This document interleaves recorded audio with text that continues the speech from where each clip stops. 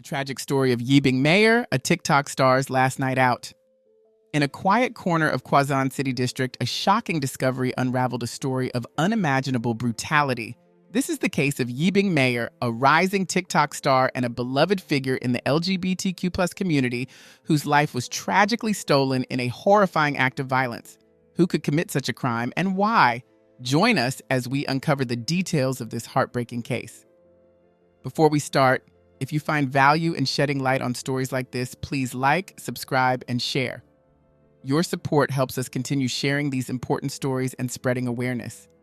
On May 20th, 2021, at 2:00 p.m., a 39-year-old cow herder named Ray De La Cruz was attending to his herd in the outskirts of Kwazan City District. As he went about his routine, an unsettling odor caught his attention. It was sharp and unbearable, prompting Ray to follow the trail of the stench. When he arrived at the source, he was horrified to find a human body lying among the bushes. The body was brutally disfigured, and the face was so damaged that it was impossible to recognize. Trembling with fear, Ray fled the scene and rushed to the nearest police station to report what he had stumbled upon. Within half an hour, a team of police officers arrived at the scene, wasting no time in securing the area.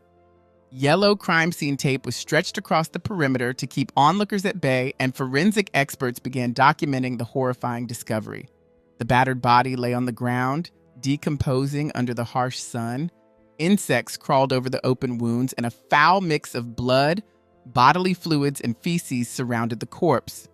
Twigs and branches had been used to cover the victim's face as if to hide the brutality of the crime. The scene was gut-wrenching for everyone involved. Upon closer inspection, investigators noted that the victim's injuries were not limited to the face and head. The skull appeared to have been smashed multiple times, and further examination revealed severe injuries to the lower half of the body. The most shocking detail was the presence of a wooden stick, grotesquely lodged in the victim's genital area. Based on the level of decomposition and environmental conditions, the forensic team estimated that the person had been dead for approximately 2 days. The detectives worked meticulously, searching for clues that might reveal the victim's identity or lead them to the perpetrator. The only distinguishable features on the body were 2 tattoos, one depicting a diamond on the right arm and the other with the name Yibing on the left. No wallet, phone, or identification card was found in the area. However, nearby, they discovered clothing that appeared to belong to the victim: a blood-soaked checkered pajama, a white t-shirt, blue underwear, and a black girdle. These items, though severely soiled, became critical pieces of evidence. The circumstances of the crime were unclear. Was this a robbery gone terribly wrong? Or was it an act of rage or revenge? The brutal nature of the injuries suggested a deep sense of violence, possibly a personal motive. As the officers analyzed the scene, their immediate priority was to identify the victim and determine the events leading to this tragic death. The tattoos seemed to be the strongest lead, providing a potential link to the victim's background. Meanwhile, word about the grisly discovery spread quickly.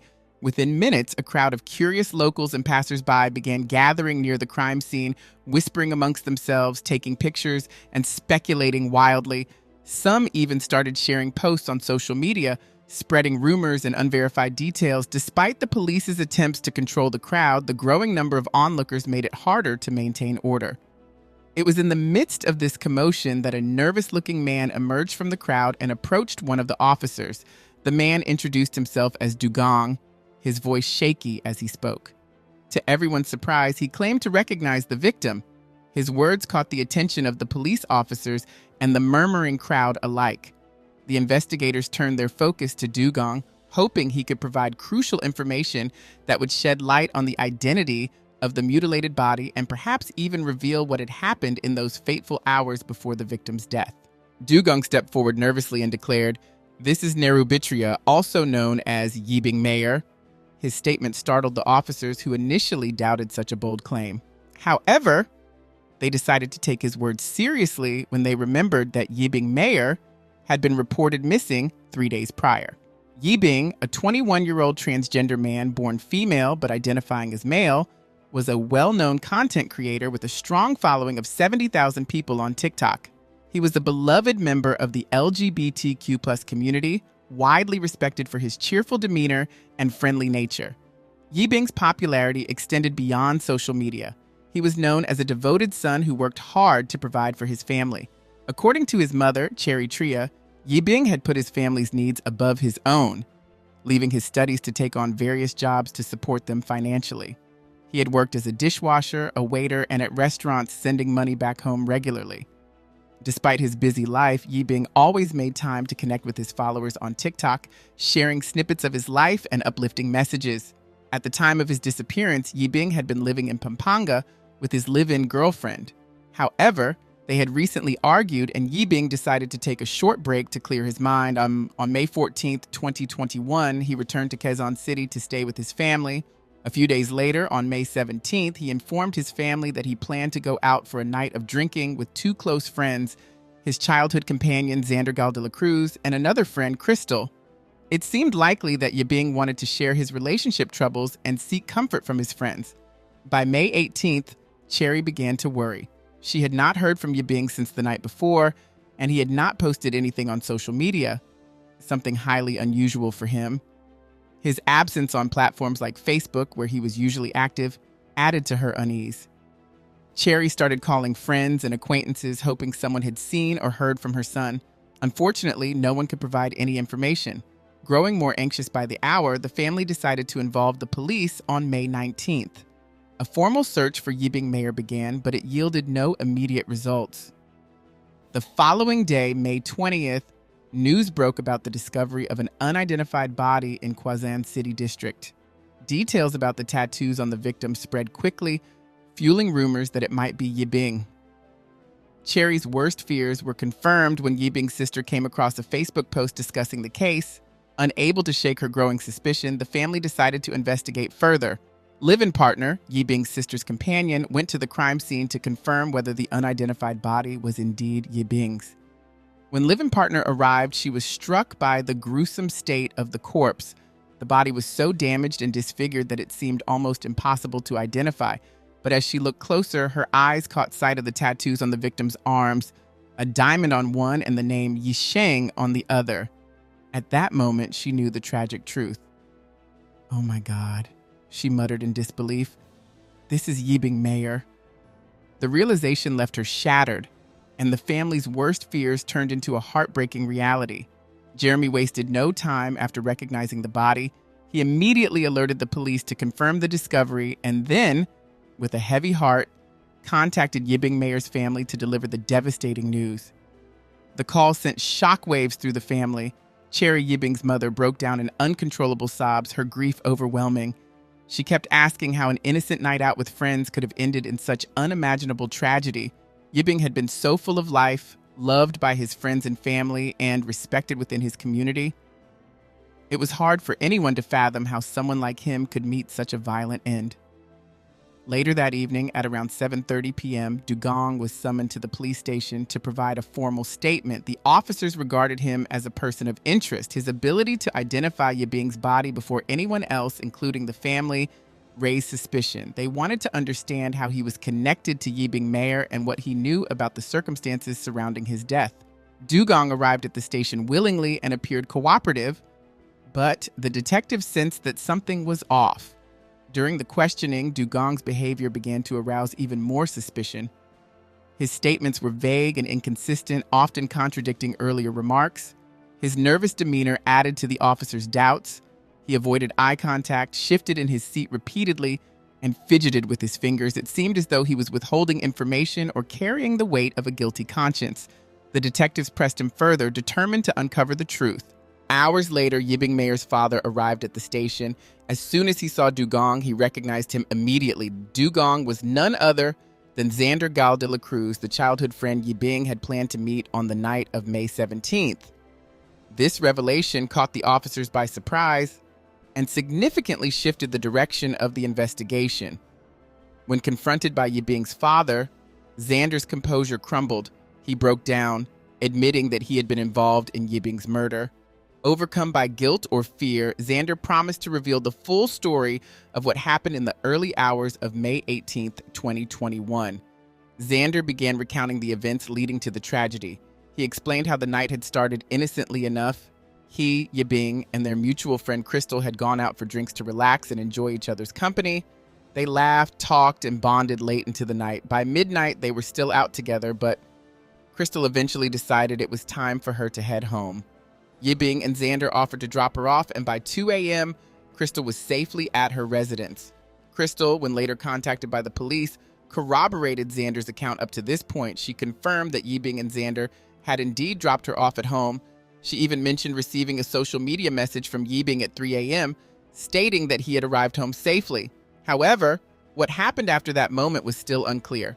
Xander's confession was the key to piecing together the horrifying sequence of events that turned a night of fun into an unspeakable nightmare. Later that night, Crystal received another message from Yibing Mayer. However, this message felt strange to her. It didn't sound like the way Yibing typically communicated. The tone was unusual, almost forced. But Crystal dismissed it at the time, thinking perhaps Yibing was just tired or distracted. She didn't dwell on it and went to bed unaware of the nightmare that was unfolding. Meanwhile, after dropping Crystal off, Yibing and Dugong met up with two of Dugong's acquaintances, Joel Loyola, a 30-year-old, and Richard Elvin Araza, 34. Joel and Richard were older men, both living unstable lives. Joel had a criminal record. He was a convicted drug dealer who had recently been released through a plea bargain. He was unemployed and lived with his girlfriend. Richard, on the other hand, was a married construction worker struggling to make ends meet. In contrast, Dugong, who worked as a pedicab driver, was only 22, and Yibing was just 21. Despite their age differences and vastly different life circumstances, the group decided to spend the night together. According to Dugong's confession, they took drugs during this time. However, Dugong claimed that Yibing did not participate, though there was no toxicology report available to confirm or dispute this claim. The situation took a dark turn when Joel learned that Yibing was a transgender man, biologically female. Fueled by anger or prejudice, Joel reacted violently. Without warning, he punched Yibing hard in the stomach multiple times, causing him to collapse to the ground. Yibing, already overwhelmed, eventually lost consciousness. Dugong initially tried to step in to stop Joel's assault, but Joel quickly pulled out a concealed .22 caliber pistol. He pointed it at Dugong and threatened to shoot him if he dared to interfere. Afraid for his life, Dugong froze and complied with every command Joel gave him. Joel instructed Dugong to carry Yibing's unconscious body to a remote area near Bakal. Dugong, under threat of the gun, followed Joel's orders. Once they reached the secluded spot, the violence escalated further.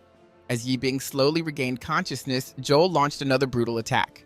Yibing, despite his injuries, tried to fight back, but his strength was no match for Joel's aggression. The assault was relentless, leaving Yibing barely able to defend himself. Joel's behavior became more erratic and terrifying with each passing moment. At one point, Joel turned his gun on Dugong and ordered him to pick up a large rock lying nearby. Dugong hesitated, clearly torn between his fear of Joel and his loyalty to Yibing, who had been his childhood friend. Joel, however, yelled at him, threatening to kill him if he didn't obey. Trembling and terrified, Dugong picked up the rock and, with all the hesitation in his heart, struck Yibing twice on the head. But his strikes were weak and they didn't knock Yibing out. Instead of incapacitating Yibing, Dugong's actions only enraged Joel further. Furious, Joel shoved Dugong aside and called him a coward. Joel's rage was uncontainable as he prepared to escalate the violence to even more horrific levels. Dugong, now completely paralyzed by fear, stood by as the event spiraled even further into darkness. The betrayal, the fear, and the senseless violence turned the night into a tragedy that would forever scar everyone involved. Joel's rage reached its peak as he unleashed an unrelenting assault on Yibing Mayer. He struck Yibing's head repeatedly with brutal force, showing no sign of stopping. As if this wasn't horrifying enough, Joel then stripped Yibing completely and sexually assaulted him. The attack was not only violent, but also deeply degrading. When Joel was finished, Richard took over and subjected Yibing to the same horrifying ordeal. According to Dugong's account, Yibing was still alive at this point, barely clinging to life. He was gurgling, hovering between consciousness and death. What happened next was even more chilling. Joel turned to Dugong, pointed the gun at him once again, and demanded that he join in the assault. "Now it's your turn," Joel said coldly. Dugong, paralyzed with fear for his own life, tearfully complied. He assaulted Yibing's nearly lifeless body, an act that would haunt him forever. But Joel wasn't finished. He grabbed a tree branch from the ground and, in a horrifying display of brutality, forced it into Yibing's genitalia. Forensic analysis later revealed that the branch penetrated deeply, protruding approximately 10 centimeters or 4 inches out of Yibing's body. The sheer violence of this act underscored the unimaginable pain Yibing endured in his final moments. The entire assault lasted approximately 2 hours, from 2 a.m. to 4 a.m. Once it was clear that Yibing had succumbed to his injuries, the group panicked. Overcome with the fear of being caught, they decided to hide the body. They dragged Yibing's lifeless form to a remote area in Sitio Bakal. There, in a desperate attempt to conceal their crime, they covered his face with branches and leaves. Their efforts were careless, as if they hoped the body would simply disappear and their actions would never come to light. However, Dugong could not escape his own conscience. The guilt and fear of what they had done began to weigh heavily on him. When Yibing's body was eventually discovered, Dugong was unable to hide his anxiety. It became clear to investigators that he knew more than he initially revealed. Under the pressure of questioning and his own torment, Dugong confessed to the police, implicating Joel and Richard in the horrifying crime. His confession brought to light the unimaginable series of events that had led to Yibing's death. The forensic report confirmed the horrific nature of Yibing's injuries. The cause of death was attributed to severe blunt force trauma to the head and the penetrating injuries inflicted on the lower part of the body. The level of violence Yibing endured was beyond comprehension. It was a cruel and inhumane way to die. The question that lingered was why such senseless brutality was directed at someone who had done nothing to deserve it.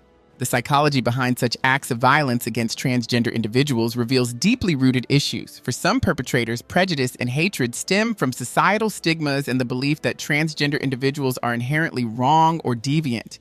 This twisted mindset can lead to the justification of unspeakable acts of violence, as if punishing someone for simply being themselves. Such hatred and ignorance are reminders of the ongoing struggle for acceptance and equality faced by the LGBTQ+ community, and Yibing's story serves as a heartbreaking testament to the dangers of prejudice and intolerance. Crimes like these often stem from a toxic combination of ignorance, prejudice, and internal conflict. Perpetrators of such violence are frequently burdened by their own insecurities, particularly surrounding gender and sexuality. They may view individuals who embrace their identity with pride and openness as threats to their fragile sense of self. In an attempt to assert their own distorted ideas of masculinity, they lash out, often resorting to violent and humiliating acts. These individuals believe their actions are justified, masking their cruelty as a response to what they perceive as societal deviance. Another factor that fuels such heinous crimes is the inherent desire to dominate and dehumanize the victim. This is especially true when the attackers are in a position of power, either through physical strength, numbers, or weapons.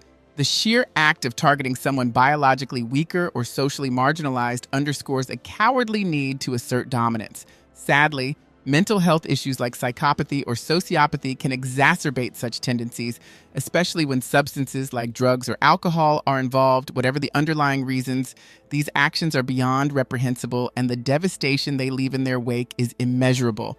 The police have reason to believe that the last message sent from Yibing Mayer's account at 3 a.m. was not from Yibing himself. Instead, it was likely a calculated move by the perpetrators to create confusion or buy time after committing their vile acts. Dugong's confession opened the floodgates for investigators, who wasted no time obtaining search warrants for Joel and Richard. Both men had previous run-ins with the law, having been arrested for drug-related offenses. However, they were released under a plea bargain, which required them to abstain from drugs entirely, a condition they blatantly violated. Dugong mentioned that Joel's violent outburst was fueled by the effects of drugs, claiming that his friend went crazy. While drugs may have intensified their actions, this does not excuse the hatred and violence that were already festering within them. The substances didn't create their prejudice, they simply magnified it. Joel and Richard had chosen to act on their biases, turning what could have been an uneventful night into a horrific crime that ended an innocent life. This tragedy underscores how unchecked prejudice, combined with substance abuse, can lead to devastating consequences. The case has reignited discussions about the Philippines' ongoing struggle with drug-related crimes. Former President Rodrigo Duterte's administration took a notoriously hardline approach to drug use, implementing controversial policies that targeted both users and dealers. Yet, despite his efforts, many believe the drug problem has only worsened since he left office. This raises questions about the effectiveness of such extreme measures and whether they address the root causes of substance abuse and related crimes. The current situation reflects a need for deeper, systemic changes to combat not only drug use but also the violence that often accompanies it. One troubling aspect of cases like this is the potential for the perpetrators to employ the trans-panic defense. This legal strategy argues that the attackers were provoked into violence upon discovering their victim's transgender identity. Unfortunately, this defense has historically been used to downplay or justify crimes motivated by transphobia. In a society where prejudice against the LGBTQ+ community still exists, such arguments can sometimes find a sympathetic audience, making it even harder for victims and their families to achieve justice. This incident has drawn painful parallels to another high-profile case in the Philippines, the 2014 murder of Jennifer Loud, a transgender woman killed by U.S. Marine Joseph Pemberton. Jennifer's death sparked national outrage and brought attention to the violence faced by transgender individuals. Yibing Mayer's story serves as a grim reminder that the fight for equality and acceptance is far from over. The LGBTQ+ community continues to face discrimination and violence, and it is imperative for society to confront these issues head-on, ensuring that no one has to suffer simply for being who they are. The tragic case of Jennifer Loud, which shocked the nation in 2014, bears chilling similarities to the fate of Yibing Mayer. Loud, a transgender woman, was brutally murdered by U.S. Marine Joseph Pemberton in a motel in Olongapo City. Pemberton strangled her and forcibly drowned her in a toilet after discovering that she was a transgender woman during an intimate encounter. In his trial, Pemberton's legal team invoked the controversial trans-panic defense, claiming that his reaction was fueled by shock and anger. While he was found guilty of homicide in 2015, his sentence was reduced to 6 to 12 years, a decision that sparked outrage across the Philippines. Public anger reached a boiling point in September 2020 when Pemberton was granted a full presidential pardon. He was extradited back to the United States shortly after, avoiding further accountability for his crime. This pardon, seen by many as a miscarriage of justice, occurred less than a year before the horrific death of Yibing Mayer, amplifying the collective grief and frustration of the LGBTQ+ community. The Philippines continues to struggle with implementing stronger legislation to protect its LGBTQ+ citizens from violence and discrimination. Despite ongoing advocacy from human rights organizations, lawmakers have yet to pass comprehensive measures to deter hate crimes, leaving vulnerable individuals without adequate legal protection. Yibing Mayer's case once again highlights this glaring gap in the justice system. While the suspects in Mayer's murder, Joel Loyola, Richard Elvin Araza, and Xander Dugong de la Cruz, were eventually convicted of rape with homicide, the punishment handed down by the courts did little to reflect the sheer brutality of the crime. Each was ordered to pay 331,000 Philippine pesos, approximately $5,700 USD, to Mayer's family and sentenced to a prison term ranging from 10.5 to 21.5 years. Many viewed this sentence as alarmingly lenient, especially given the barbaric nature of the offense and the lasting trauma it inflicted on the victim's loved ones. The inadequacy of such sentences underscores the need for systemic change. Advocacy groups argue that the country's legal framework must include harsher penalties for crimes rooted in prejudice, especially those targeting transgender individuals. Beyond legislation, society as a whole must address the deep-seated biases and misinformation that fuel these acts of violence. Yibing Mayer's tragic death is more than just another headline. It is a call to action urging Filipinos to fight for a world where no one is persecuted for their identity. True justice for victims like Yibing will only be achieved when prejudice is eradicated, protections for the marginalized are enforced, and society finally recognizes the humanity and dignity of all its members.